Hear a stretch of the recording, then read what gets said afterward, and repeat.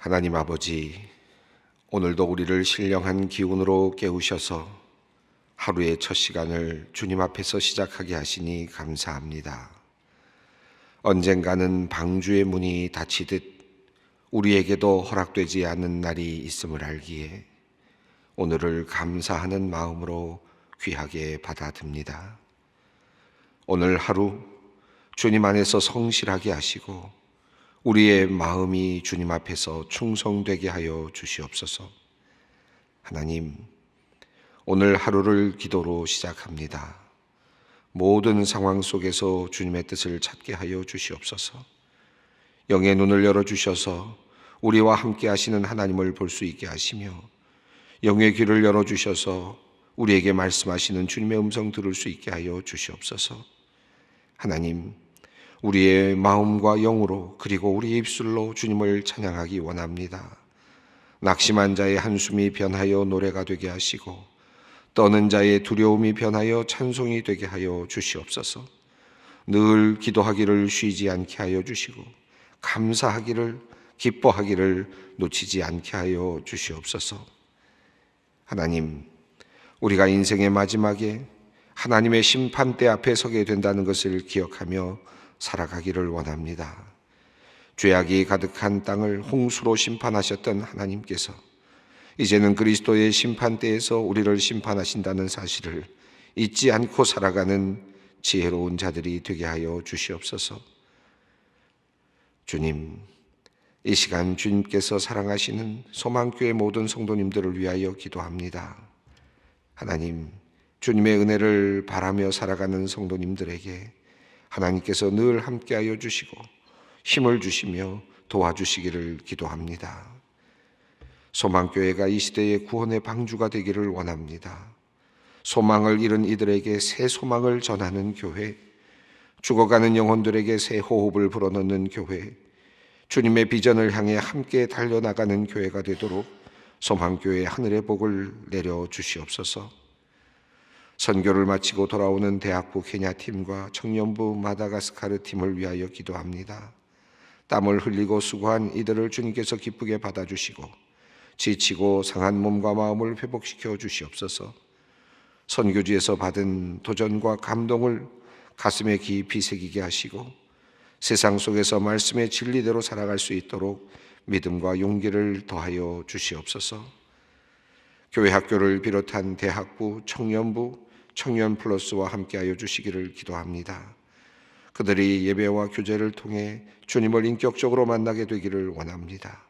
하나님, 우리들의 다음 세대들입니다.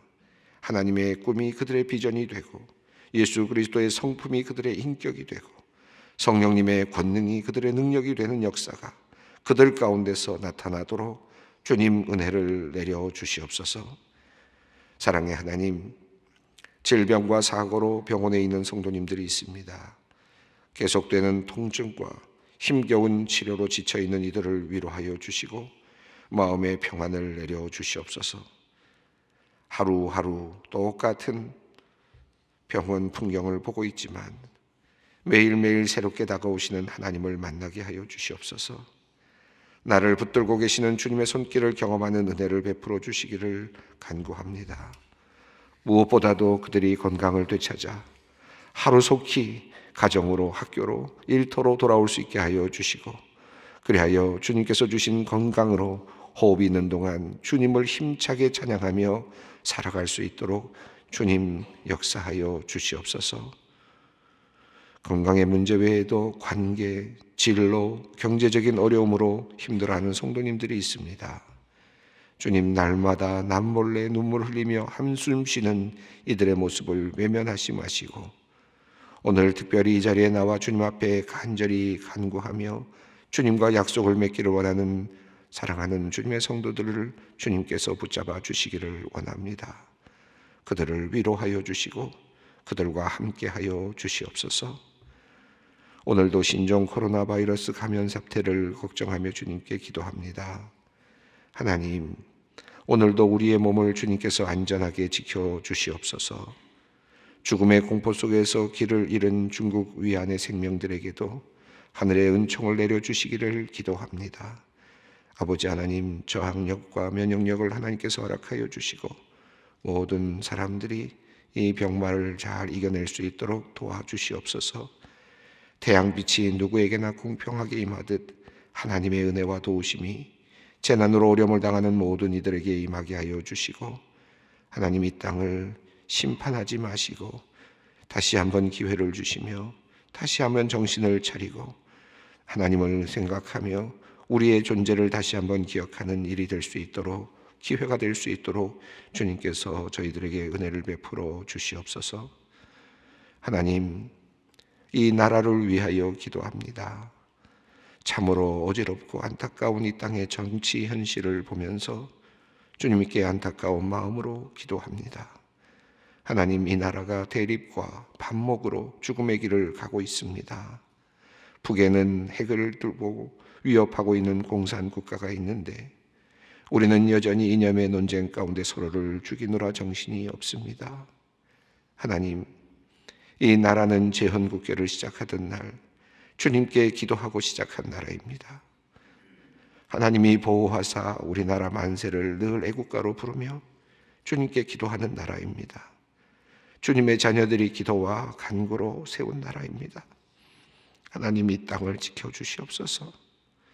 대통령을 비롯한 정치 지도자들이 국민을 진정으로 사랑하고 국가의 이익을 깊이 생각하며 모든 것을 결정하고 이끌 수 있도록 주님, 그들을 강권적으로 주님께서 붙잡아 주시기를 간절히 간구합니다. 이 땅을 위하여, 이 나라를 위하여 애타게 기도하는 기도의 그 소리를 주님께서 들어주시고 주님께서 응답하여 주시옵소서. 이제 하나님의 말씀 앞으로 나아갑니다. 말씀을 들을 때에 우리의 모든 생각이 오직 주께만 집중되기를 원합니다. 삶의 염려, 오늘 해야 할 일 등 우리 안에 소음들이 사라지게 하여 주시고 주시는 말씀에 아멘으로 순종하게 하시고 주님과 나만 있는 동산, 바로 그 동산이 오늘 이 자리가 되게 하여 주시옵소서. 우리 주 예수 그리스도의 이름으로 간절히 기도 올리옵나이다. 아멘. 오늘 하나님께서 우리에게 주시는 말씀은 창세기 7장 13절로 24절 말씀입니다. 창세기 7장 13절로 24절 말씀 함께 봉독하겠습니다.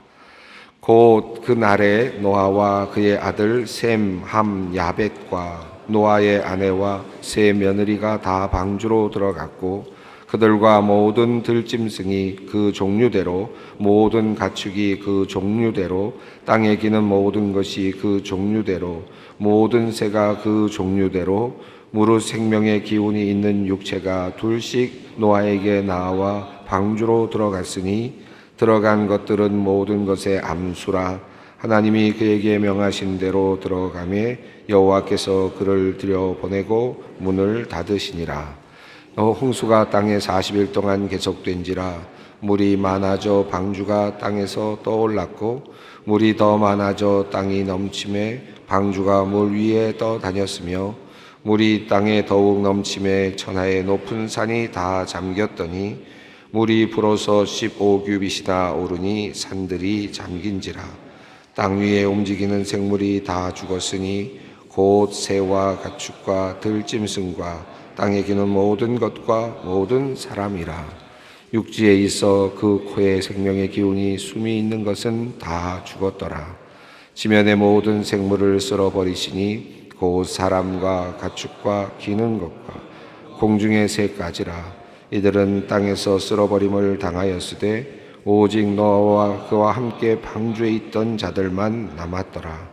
물이 150일을 땅에 넘쳤더라. 아멘. 우리가 노아의 이야기를 지금 읽고 있습니다. 오늘 7장 13절부터 24절까지 말씀을 읽었는데요. 노아의 이야기는 우리가 지난 시간에도 잠깐 말씀드렸습니다마는 계속해서 나왔던 이야기가 또다시 나오는 듯하고 또다시 나오는 듯하는 이런 약간의 반복과 같은 그런 변화를 주고 있습니다.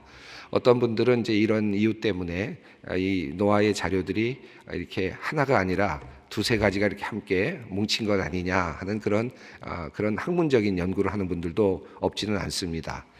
그런데 이 성경을 읽다 보면 이 성경의 이야기가 반복되는 듯하지만 실제적으로는 하나의 마치 소설의 기법 같다 그럴까요? 그러니까 같은 이야기인데 조금 다르게 또 같은 이야기를 조금 다른 관점에서 마치 반복하는 것 같은데 실제로는 다른 이야기를 하고 있고 또 다른 것을 보게 하는 그런 또 묘미가 있습니다. 그래서 하나님께서 이 우리 말씀을 주실 때 지금 들어갔다 앞에서 들어갔는데 왜 또 들어가느냐 이렇게 이제 생각할 수 있지만 앞에서 들어간 이야기 그다음에 두 번째로 이어지는 또 들어가는 이야기 속에는 또 다른 주안점이 있고 또 그 주안점 속에서 우리가 하나님께서 주시는 말씀을 또 받을 수가 있습니다.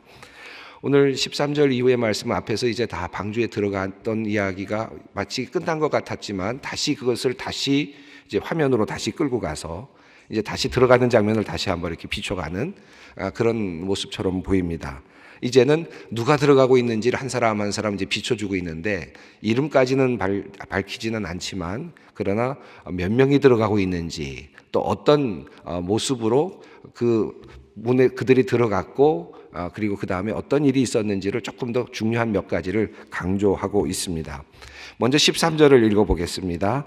곧 그날에 노아와 그의 아들 셈, 함, 야벳과 노아의 아내와 세 며느리가 다 방주로 들어갔고 앞에서 나왔던 이야기를 반복하는 듯 하면서 곧 그날에 다시 그날로 돌아가죠. 그날로 다시 들어가던 바로 그 시점으로 다시 이제 돌아갑니다. 그리고 노아와 그의 아들 셈, 함, 야벳 그리고 노아의 아내 그리고 세 며느리 모두가 다 방주로 들어갔다. 이제 몇 사람이 들어갔는지를 좀 더 명료하게 보여주고 있습니다. 또 그런데 여기서 이 숫자가 나오는데 이제 8명이죠. 노아 있죠. 몇 사람이 들어갔습니까? 노아의 아내, 그 다음에 셈, 함, 야벳 그리고 그들의 아내 셋. 그러니까 8명이죠.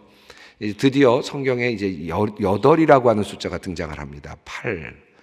이 8이라는 숫자도 굉장히 중요한 숫자인데 특별히 이제 신약으로 넘어가면 이 8이라는 숫자가 굉장히 중요합니다. 제가 미국에서 공부를 하고 있을 때 그때만 해도 우리가 예배학적인 그런 공부가 충분치 않을 때입니다. 저희가 예배학 연구가 그렇게 많이 진전이 되지 않았을 때였는데 한참 공부를 하고 있는데 한국에서 우리 교수님께서 연락이 왔어요. 우리 예배당에 세례반을 만들려고 하는데 그 세례반들을 이렇게 찍힌 걸 보니까 대부분 다 팔각형이더라. 팔각형이 왜 되는지 무슨 이유인지를 좀 알아봐 달라 연구를 해보라고 주시는 그런 과제를 받았던 적이 있었습니다. 그때만 해도 이제 그만큼 우리가 학문적으로 이제 해야 될 일들이 참 많았어요. 나중에 제가 연구를 쭉 하다 보니까 이 8이라는 숫자가 굉장히 중요한 숫자더라고요. 초대교회로부터 8이라는 숫자가 굉장히 중요하게 다뤄졌고 성경에 8이라는 숫자가 참 많이 나옵니다. 그런데 이 8이라는 숫자는 지금까지는 어떤 숫자가 있었습니까? 7이라는 숫자가 중요하게 나왔죠. 7일째 안식하는 날. 그래서 첫째 날, 둘째 날, 셋째 날, 넷째 날, 다섯째 날, 여섯째 날 이렇게 하셨죠. 여섯째 날 인간을 만드시고 일곱째 날 쉬셨다. 이렇게 해서 안식일까지 7일까지 나왔습니다. 그런데 이제 하나님께서 모든 것을 다 엎으시고 그리고 새롭게 이제 출발시키는 날, 이 8일째 되는 날, 이 8이라는 숫자가 나옵니다. 이것은 새로운 창조, 하나님의 창조가 이제 새롭게 출발하는 그 과거의 모든 창조를 다시 뒤집고 그것을 다 엎으시고 이제 새롭게 출발하는 그런 의미이죠. 그래서 8이라는 숫자가 굉장히 중요합니다. 그래서 초대교회를 보면 이 세례반들의 모양이 크게 세 가지로 나눠지는데 하나는 둥근 원형이 있고요. 많지 않습니다. 제일 많은 것은 팔각형입니다. 그리고 육각형이 있습니다. 이 육각형은 주님의 죽으심을 기억한다 하는 의미에서 내가 주님과 함께 죽는다는 의미에서 육각형이 있고 그리고 제일 많은 것은 팔각형입니다. 여러분 터키나 이런 데 이렇게 가셔서 뭐 이슬람과 관련된 그런 박물관, 이스탄불 같은 데 가시면 박물관이 있잖아요. 이런 데 가시면 그냥 세례반이 이렇게 있는 게 아니라 세례반이 큰 이렇게 돌 덩어리로 되어 있습니다. 한 3, 4m 정도의 큰 넓이와 높이를 자랑하는데요. 그 안에 이렇게 모양을 보면 팔각형으로 되어 있고 내려가는 계단이 있고 물이 가득 채워 있고 마치 지금으로 보면 마치 목욕탕 하나의 큰 플라스틱 목욕탕 같이 생긴 그런 팔각형인데 돌로 되어 있습니다. 대부분. 제가 언젠가 이스탄불에 가서 박물관에 갔더니 사람들이 그걸 몰라보는 거예요. 근데 더군다나 이슬람 지역이기 때문에 그쪽이 그런 문화권이기 때문에 기독교적인 문화들을 잘 관리를 안 했어요. 그래서 들어가다 보니까 박물관으로 이렇게 들어가다 보니까 박물관 밖에 그냥 버려지듯이 그냥 그 운동장 같은데 길거리에 그냥 세례반들을 갖다 놓은 것들이 여러 개가 이렇게 쭉 있는 것을 봤습니다. 그분들한테 물어보니까 뭐 잘 몰라요. 근데 그냥 갖다 놓은 거예요. 그러니까 세례반이었습니다. 이 팔각형으로 되어 있는 세례반이었습니다. 여기서도 지금 8명이라고 하는 의미가 상당히 상징적인 의미가 있습니다. 이제 7째 날 하나님께서 쉬시고 이제 8번째 날 새로운 창조를 하시는 거죠. 하나님 예수님께서 이 땅에 오셔서 복을 말씀하실 때 8복을 말씀하시죠. 이 여덟의 의미는 유대 문화에서도 굉장히 중요한 또 숫자이기도 합니다만은 그러나 더 나아가서 예수님께 와서 8이라는 숫자는 더 이제 의미 있는 숫자가 됩니다. 그러니까 새로운 이제 어떤 복, 새로운 예수님께서 주시는 새로운 차원의 복이라는 8이라는 숫자가 있습니다. 그래서 요한복음을 보시면 8일째 되는 날, 8일째 되는 날이라는 말이 계속 나오죠. 전에 우리가 읽으면서 그런 말씀을 나눴습니다만 8이라는 숫자가 굉장히 중요한, 그것은 예수님께서 죽으신 다음에 안식 후 그 다음 날 부활하신 것과 연결이 또 됩니다. 그래서 예수님의 부활의 날이 지금 우리가 지키고 있는 주일이죠. 이 주일은 하나님의 그 창조 날로부터 이렇게 쭉 따져보면 8일째 되는 또 날입니다. 그러니까 우리는 한 번 이미 구원을 받은 의미가 있습니다. 자, 8명이 이제 들어갔다라고 하는 것, 이 8이라는 숫자의 처음 등장이 오늘 본문 속에 나타나고 있습니다. 14절, 15절, 16절 읽어보겠습니다. 그들과 모든 들짐승이 그 종류대로, 모든 가축이 그 종류대로, 땅에 기는 모든 것이 그 종류대로, 모든 새가 그 종류대로, 무릇 생명의 기운이 있는 육체가 둘씩 노아에게 나와 방주로 들어갔으니 들어간 것들은 모든 것의 암수라 하나님이 그에게 명하신 대로 들어가매 여호와께서 그를 들여보내고 문을 닫으시니라. 여기 보면 14절, 15절, 16절에 앞에 있는 것과 조금 다른 듯 조금 더 강조하듯 이렇게 표현되고 있는 것들이 몇 가지가 있는데 14절에는 그저 종류대로라는 것은 비슷한 내용이죠. 15절에 생명의 기운이 있는, 여기서 생명의 기운이 있다는 말은 루아흐입니다. 그러니까 영으로도 번역할 수 있는데 영을 가지고 있는 또는 생명을 가지고 있는, 여기서는 생명이라는 것이 좀 더 번역에 맞을 수 있겠습니다만은 재미있는 것은 모든 것들이 노아에게 나와 방주로 들어갔으니 입니다. 자, 이 말씀을 표현하면 어떻게 됩니까? 노아가 가서 뭐 왔습니까? 노아가 얘들아 딸랑딸랑하고 얘들아 와라 그랬습니까? 어떤 그림을 그리면 그렇게 될 것 같은데 스스로 알아서 나온 거죠. 하나님께서 그들에게 무엇인가 지시를 하시고 그들에게 나오도록 하셨고 영감을 주셨고 그 모든 짐승들에게도 모든 생명들에게도 하나님의 메시지가 전달됐다는 거죠. 그렇죠? 그래서 그들이 노아에게 나왔고 노아를 통해서 방주로 지금 들어가고 있습니다. 그러니까 하나님께서 다스리시는 영역이 어디까지인가? 하나님께서 관심을 갖고 계시는 영역이 어디까지인가? 지난 시간에 달팽이도 얘기했지만 달팽이까지도 어떤 종류도 하나님은 다 지금 관심을 갖고 계시고 하나님은 그들을 구원하시기 위해서 그들에게 무엇인가를 주신 거죠. 그러니까 그들이 스스로 노아에게 나왔고 이 부분이 지금 또 우리에게 강조되고 있는 본문이라고 할 수 있습니다. 그래서 그들이 방주로 들어갔다라고 하는 것입니다. 하나님의 손길이 어디까지 미치고 있는가 하는 것을 우리가 또 볼 수 있습니다. 자, 16절에 보면 16절 말씀 보면 마지막 부분에 이런 말씀이 나오는데 여호와께서 그들을 들여보내고 그를 들여보내 마지막으로 노아가 들어갔다는 것을 알 수 있고 여호와께서 제가 말씀을 드리면서 엘로힘이라는 하나님의 그 표현과 야훼 여호와라는 표현이 이렇게 섞여서 사용되고 있습니다.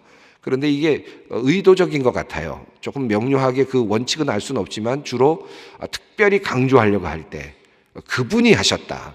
또 바로 그분이 주도적으로 하셨다라는 그런 표현을 쓰려고 하려는 그런 부분에서 여호와께서라는 표현이 나오고, 그렇지 않고 일반적인 표현들을 할 때는 하나님께서, 엘로힘이라고 하는 표현을 쓰면서 이 두 가지를 섞어서 쓰고 있는데, 여기서는 지금 여호와께서라고 해서 그분이라고 이렇게 표현을 하고 있습니다. 그래서 그분이 그를 들여보내시고, 여호와께서 노아를 들여보내시고 그 다음에 문을 닫으시니라. 누가 닫았습니까? 누가 닫았습니까? 하나님이 닫았습니다. 하나님이 닫으셨습니다. 이따금 이렇게 모험하는 영화들, 뭐 우주 영화들, 뭐 이런 거 이렇게 보다 보면 영웅들이 나오잖아요. 영웅들이 뭐 이렇게 뭐 밖에 있는 외적들을 무찌르고 바깥에 있는 적들을 무찌르고는 우주선으로 돌아와서 그 다음에 어떻게 합니까? 마지막에 자기가 문을 탁 닫고 그리고 탁 출발하는 그런 장면들이 많이 나오는데, 그런데 이 본문에서는 누가 닫으십니까? 하나님이 결정권을 갖고 계신, 문을 닫으시는 것도 하나님이 닫으신다. 이 이야기가 이제 다시 우리들에게 똑같은 이야기 같지만 또 다시 몇 가지를 더 보게 만들어 주시는 거죠. 그래서 여기서 하나님께서 지금 하나님이 문을 닫으셨다. 하나님이 직접 문을 닫으셨다. 우리가 닫는 것이 아니라 하나님의 판단, 하나님의 시기, 하나님의 때. 문을 닫으시는 것도 하나님의 때입니다. 문을 여시는 것도 하나님의 때. 하나님이 닫으셔야 정확한 시간이고 정확한 때이고, 하나님이 여셔야 그것이 정확한 시간이고 적절한 순간이라 하는 것을 우리가 받아들일 수 있겠죠. 17절, 18절, 17절 먼저 읽어보겠습니다. 홍수가 땅에 40일 동안 계속된지라 물이 많아져 방주가 땅에서 떠올랐고, 17절은 히브리어로 보면 세 개의 짧은 문장이 연결된 것으로 보여집니다. 물이 많아졌다. 그 다음에 그것들이 방주를 운반했다. 그래서 땅에서 떠올랐다. 이렇게 짧은 문장들이 되어 있는데, 이것이 합해져서 이렇게 물이 많아져 방주가 땅에서 떠올랐고 이렇게 번역이 되어 있습니다. 물이 많아졌고 그 물들이 방주를 운반하기 시작했고, 그래서 땅에서 떠올랐다. 방주가 드디어 움직이기 시작한 것입니다. 자, 그리고 18절, 19절, 20절을 한번 읽어보겠습니다.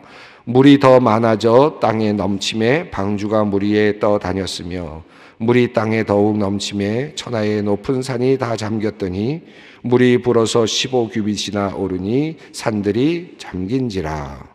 여기 넘침에, 18절에 넘침에, 19절에 넘침에, 20절에 불어서라는 표현이 나오고, 마지막에 24절에 또 물이 150일을 땅에 넘쳤더라는 단어가 또 나옵니다. 이 단어는 다 같은 단어입니다. 히브리어로 가바르라고 하는 단어인데요. 이 단어는 다 넘친다는 의미를 갖고 있습니다. 근데 시제가 좀 다릅니다. 그냥 재미삼아 안다면 18절에서는 미완료인데 19절, 20절은 완료형으로 되어 있습니다. 그래서 나름대로 뭔가 이렇게 상징하는 바가 있는데, 위에서는 뭔가 계속 되고 있는 듯한 느낌을 계속 주고 있고, 물이 계속 넘치는 어떤 운동하고 있는 모습을 보여주고 있고, 19절에서는 이제 산이라고 하는 것을 놓고 이제 그거보다 얼마를 넘어갔다. 산을 넘었다. 이제 완료가 된 겁니다. 왜냐하면 모든 높은 산의 가장 높은 곳에 산보다 높이 올라갔으니까 이제 뭐가 된 거지? 이제는 완료가 되고 심판이 끝나는 거죠. 넘치지만 이제는 완료형을 썼습니다. 그리고 20절에서도 또 물이 불어서, 여기도 같은 단어인데 15규빗이나 올라갔다. 뭐 높은 산의 꼭대기보다 15규빗, 그러니까 한 7m 정도가 더 올라갔다. 그러니까 배가 떠다녀도 충분히 이제 다닐 수 있는 정도의 물의 양으로 이제 완전히 올라가고 모든 산들이 잠겼다. 결국 완료가 된 겁니다. 그래서 이 불어서라는 이 단어를 가지고 이제 심판이 완료되고 있는 모습을 표현해주고 있습니다. 여기서 한 가지 여러분과 함께 나누고 싶은 생각은 방주입니다. 18절에 이런 말이 나오는데요. 방주가 물 위에 떠다녔으며 라고 했죠. 여러분, 제가 이제 1년 정도 공부하면서 요한복음, 출애굽기, 히브리서 이렇게 쭉 공부해오고 있는데 방주라는 단어가 나왔었습니다. 언제 나왔는지 기억하세요? 예, 이렇게 모른 척 해주시는 게 굉장히 도움이 됩니다, 저한테. 여러분, 출애굽기 생각나십니까? 어디였습니까? 모세가 어린아이 때 태어나서 아기가 울었을 때 어머니가 그 아이를 어디다 넣었다 그랬죠? 태바에 넣어서, 그래서 그것을 나일강에다 띄웠다 그랬죠. 그 태바가 무슨 말이라고 했습니까? 방주라고 그랬습니다. 이 단어가, 태바라는 단어가 여기서 등장합니다. 그러니까 창세기에서 태바가 등장하고 이 방주라고 번역된 것이 이 태바입니다. 그런데 나중에 출애굽기에 가서 이제 모세 이야기에서 또 태바가 등장해요. 그러니까 모세도 방주를 탄 거예요. 모세가 그때. 여기서도 방주입니다. 근데 방주가 가지고 있는 특징이 있습니다. 왜 배를 만들었다고 하지 않고 방주를 만들었다 그럴까요? 이것도 배인데, 나름의 배. 그리고 사실은 이 배 모양이 정확하지 않죠? 지금 성경을 쭉 읽어봤습니다만은 구체적으로 어떻게 해라 하는 게 없습니다. 재질을 뭘로 해라 하는 거하고 길이와 높이와 넓이만 있지, 정사각형인지 아니면 어떤 모양인지 우리가 뭐 배로 만들어야 뜨지 않았겠나 생각을 합니다만은, 뭐 배로 안 만들었다 하더라도 하나님께서 띄우면 뜨시겠죠. 뜰 수 있겠죠. 모양은 정확하지가 않아요.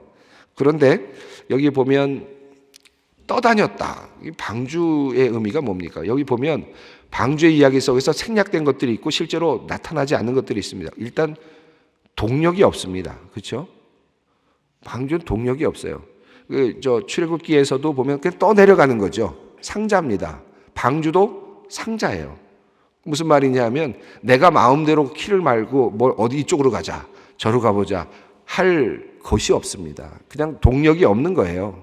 그러니까 동력이 없으니까 마음대로 내가 가고 싶은 대로 갈 수가 없죠. 흐름을 따라 그저 흘러다니는 거죠. 그렇지 않습니까? 또 하나는 키가 없죠. 이 방향 키가 없습니다. 그러니까 마찬가지지만 내가 밀어붙일 수도 없지만 또 하나는 방향을 잡을 수도 없는 겁니다. 키도 없어요. 그냥 떠다니는 거예요. 그러니까 힘을 내서 어느 방향으로 내가 가고자 함도 아니고, 그리고 방향을 틀어서 어느 방향으로 끌고 가자 하는 것도 아니고, 이런 것들이 다 방주가 가지고 있는 특징이죠. 그러니까 방주는 그저 물 위에 떠 있을 뿐 아무것도 할 수가 없습니다. 방향을 잡을 수도 없고, 그리고 또 그쪽 어느 쪽으로 가고 싶다고 해서 뭐 추진해 그쪽으로 갈 수도 없고, 역방향으로 갈 수는 더더욱이 없고, 노도 없고요. 그렇죠? 그냥 떠 있을 뿐입니다. 살아 있을 뿐이에요. 이런 것이 지금 방주의 모습입니다. 우리가 보통 인생을 살면서 그런 경험 하지 않습니까? 병에 걸리거나 뭐 어려움 속에 딱 걸려들 때 내가 무슨 추진력을 발휘할 수가 없잖아요. 뭐 내가 뭘 할 수 있습니까? 그냥 떠 있을 뿐이에요. 뭐 일로 가자. 아니 병에 걸려서 아무것도 할 수 없는 상황에서 뭐 어디 방향으로 어디를 틀겠습니까? 뭐 어디를 추진해 나가겠습니까? 그냥 떠서 그냥 기다리고 있는 시간이에요. 그냥 떠 있을 뿐. 살려주신 것이 감사하고 지금 내가 존재하고 있는 것이 그저 신기할 뿐입니다. 떠 있는 방주의 생활. 이게 방주죠. 우리가 우리 인생을 살면서 최후의 마지막에만 방주가 있는 것이 아니라는 생각이 들어요. 신앙생활 하다 보면 모세가 방주를 탔던 것처럼 인생에 있어서 하나님의 방주에 오를 때가 있는 것을 신앙적으로 경험할 때가 있죠. 이것은 아마 신앙을 가지고 신앙생활 하시는 분들은 대부분 다 경험하시는 것이라 생각합니다. 하나님께서 우리를 어느 순간에 아무것도 할 수 없는 그런 상태에서 방주에 올려놓으시고, 이제 키도 필요 없고 방향타도 필요 없고 추진력도 필요 없고 그냥 있어라. 이제는 나만을 기다려라. 나만 바라봐라. 이제는 내가 너를 이끌어간다 하는 거죠. 하나님께서 문을 닫으시고 더 이상 할 것이 없게 만드시는 그 순간, 이런 순간이 오지 않기를 바라지만, 또 혹시 우리에게 이런 순간이 오더라도 우리에게 믿음이 있으면 이것을 견뎌내고 또 이겨낼 수 있고 또 하나님과 함께 그 약속을 받을 수 있을 것입니다. 그런 의미에서 또 방주는 또 뜻깊은 의미가 있다고 생각합니다. 오늘 시간이 또 많이 갔는데 오늘은 방주를 한번 깊이 묵상하시면서 내가 혼자 방주에 올라타 있다 생각을 하시고 하나님과 함께하는 시간, 하나님께서 나를 인도하시고 나를 끌어주시고, 오늘 찬송가처럼 나는 갈 길 모르니 주여 인도하소서, 어디 가야 좋을지 나는 알지 못하니 주님 인도하소서. 이 마음 또 이 말씀으로 붙잡고 우리 기도의 자리로 함께 나아가겠습니다. 하늘에 계신 우리 아버지, 아버지의 이름을 거룩하게 하시며 아버지의 나라가 오게 하시며 아버지의 뜻이 하늘에서와 같이 땅에서도 이루어지게 하소서. 오늘 우리에게 일용할 양식을 주시고 우리가 우리에게 잘못한 사람을 용서하여 준 것 같이 우리의 죄를 용서하여 주시고 우리를 시험에 빠지지 않게 하시고 다만 악에서 구하소서. 나라와 권능과 영광이 영원히 아버지의 것입니다.